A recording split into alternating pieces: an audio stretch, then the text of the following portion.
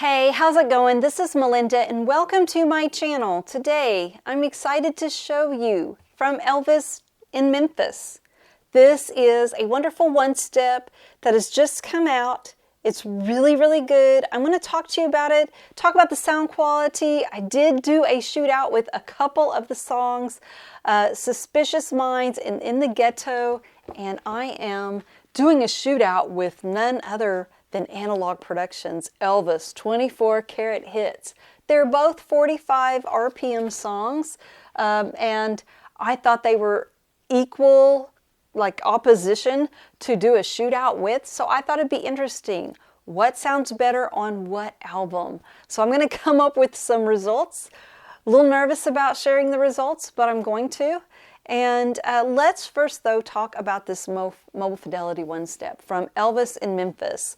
Elvis had been making movies, putting out soundtracks, getting a little bored with that. His career, had some ebbs and flows, and he was making a big comeback at the point where he decided to make this record. He had done a live television special that had done really well, brought him back into the spotlight. A lot of people talked him into, instead of going to the RCA recording sessions, let's go ahead and go to Memphis. So he went to a little bit of a shady part of Memphis and recorded this record with some amazing musicians. He was very inspired, and you can tell from this release, there's a lot of great songs he got to choose from, and he chose some very good songs. And he was just reinvigorated, and it shows on this album. And I'm an Elvis fan because my mom was an Elvis fan. I grew up in an Elvis household where he was played. Mom had some of his 45s. I have a vivid memory of being a really little girl and hearing a performance on TV. Mom had this big black and white TV, and it was Elvis in his white jumpsuit, and he had on a lei. That's how I remember it. Whether it's my memory failing me or not, I don't know, but that's how I remember seeing that Elvis show. And vivid memories of my mom's neighbor and my mom being really upset when he died, and they were together watching the funeral, and I peeked out at them. They were really close to the TV, and they both had tears in their eyes watching his funeral, and it was really sad. But at this moment in time, he was doing really, really good. So, full disclosure, this is a promotional copy sent to me. I do buy a lot of Mobile Fidelity records, but on occasion I do get promotional copies, and I will always let you know. Not that it will ever change my mind about how I rate it or what I say about it. This is promotional copy number 57. But I have said this before, and I'll say it again. I'd rather buy my own records than lie to my friends and viewers. That's just how I feel about it. So I will tell you the truth. And this one step comes with a lovely picture of Elvis, which I really enjoy. And here is like the full album cover size. It's on a cardboard stock. You turn it around, it's another beautiful picture of Elvis. What a handsome man he was. It also comes with a couple of really gorgeous, embossed with beautiful gold, the track listings and the picture.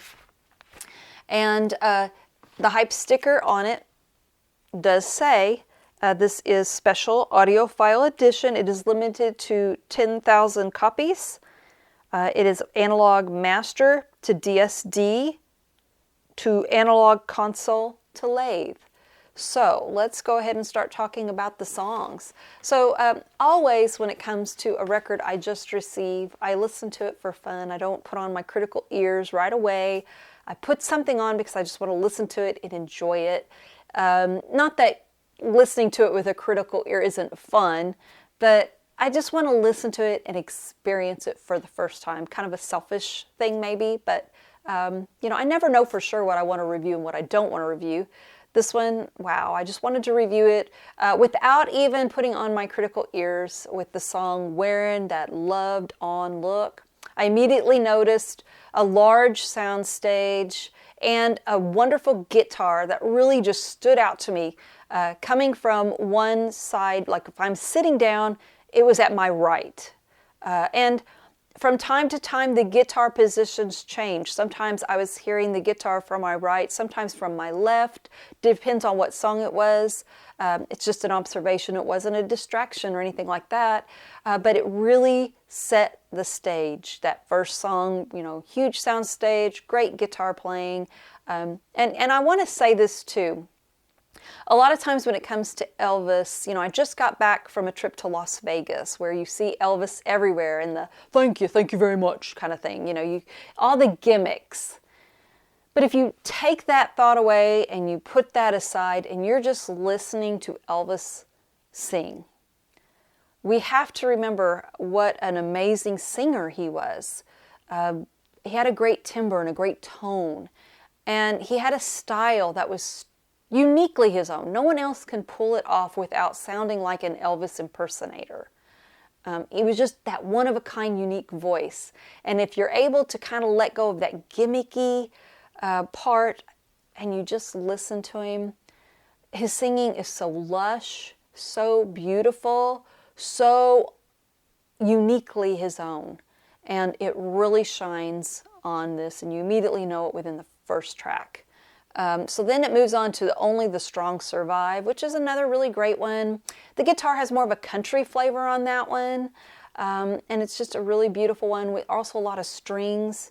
Then we move on to the first ballad of the album, I'll Hold You in My Heart Till I Can Hold You in My Arms, which is really beautiful.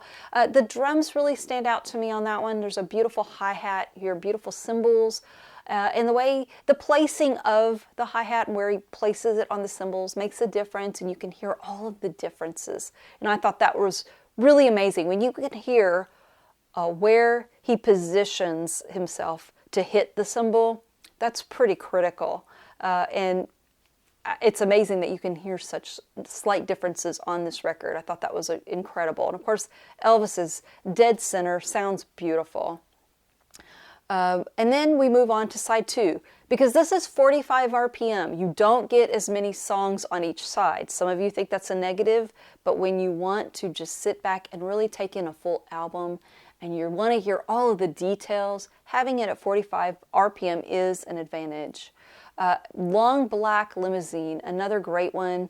There's a female vocalist on that one. I tried to research to find out who it was, and I did not find the information. If you know who that is, leave it in the comments, because she sounds absolutely wonderful. There's also a really cool trumpet that plays on that song. It's really, really good. Keeps Right On a Hurtin', just a really cool, full country track that I really enjoyed. And then the iconic I'm Moving On.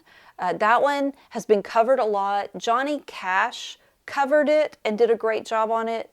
There's been so many others who have too, but Johnny Cash was a standout. And when I first started hearing this one, I thought, okay, this could be a Johnny Cash track. It really, from the very beginning, sounds like a Johnny Cash track.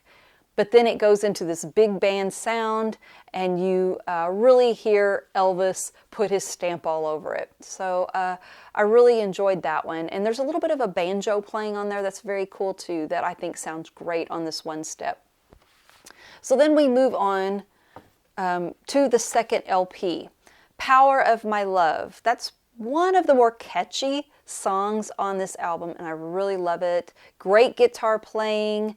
I really love the harmonica, and the brass section is fantastic on that one. Just a real standout.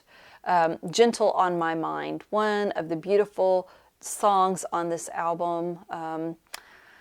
It's just really what makes this one step, one of the things I really liked about it is you just hear so much of the separation of the instruments. And on this one, a lot of times I can tell exactly what it is and where it's coming from. There's actually a couple of sounds that come out and it's like, what is that?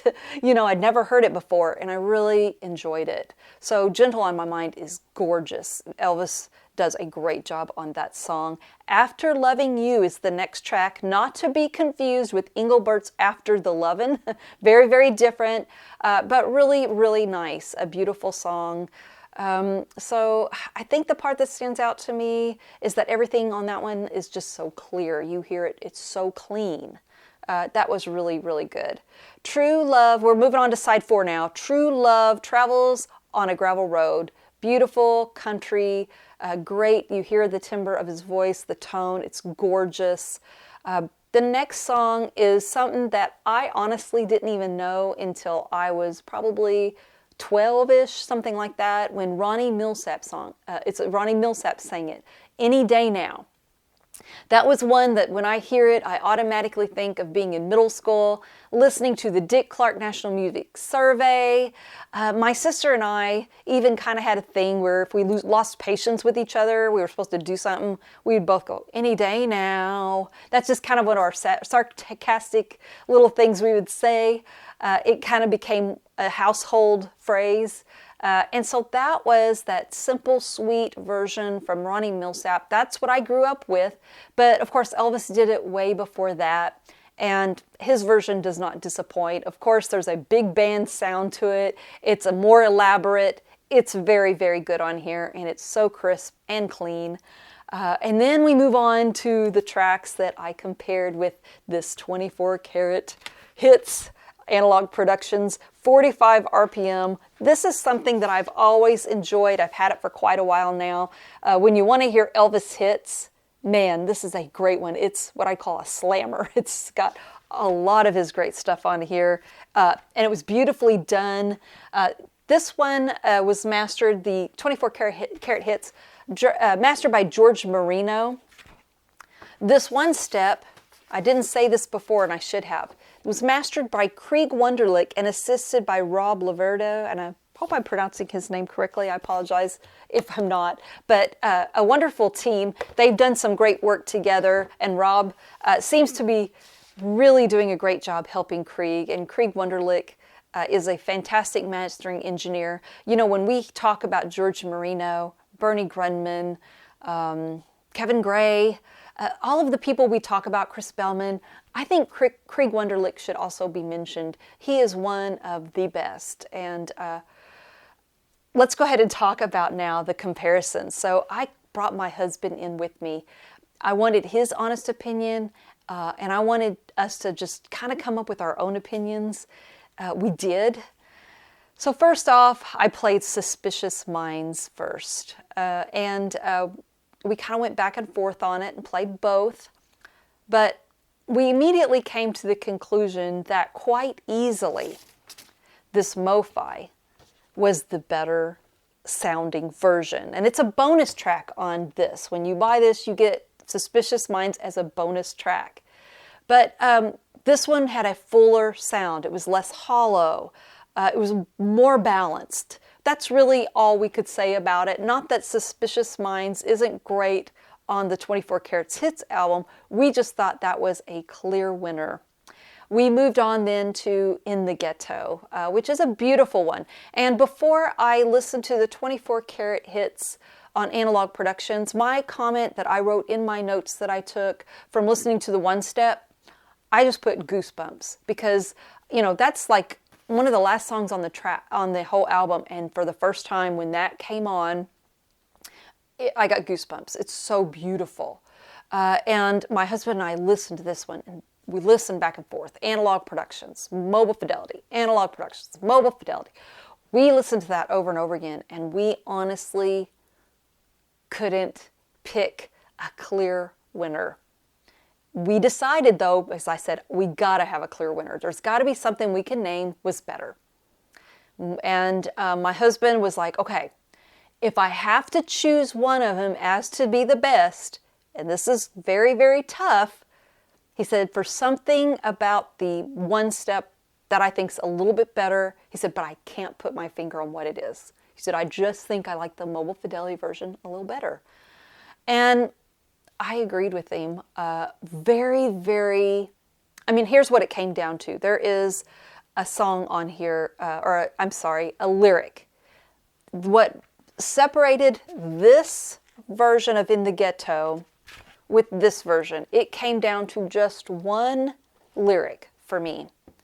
It's, do we simply turn our heads? When he sings that, that's kind of like an emotional big point of the song. And it's something about the teeth when he says turn our heads. It's just a little breathier on the Mobile Fidelity version, a little bit more pronounced. It's more like he's in the room. That's it. That's the only difference that we could decipher. And of course, he didn't even say that. He said, I think the Mobile Fidelity sounds a little better, but I don't know why. And for me, it just came down to that one lyric and hearing Elvis. Again, I have never heard Elvis' voice sound more beautiful than I've heard it on this one step. It is so beautiful, and the songs are really great. This is a wonderful recording. It was a great album. So it's expensive. When you're buying the one step, you're really paying for a sit-down, full-on, all senses experience. And you do get that with this. It's so beautiful. I also just want to give my hats off. Analog Productions, this is a great one. I have enjoyed this for a very long time. If you want his greatest hits, that is a great way to go, an excellent way to go, maybe the way to go. But for this album, wow, I was blown away. I think this is such a beautiful recording in one step. They did such a good job on it. Elvis sounds velvety smooth.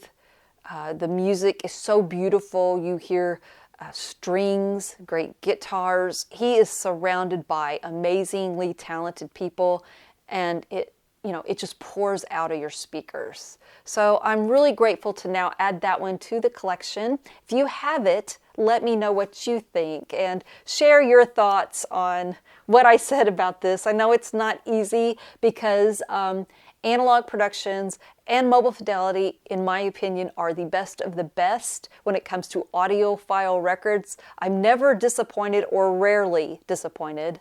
And they're just both great companies, and I love both of them.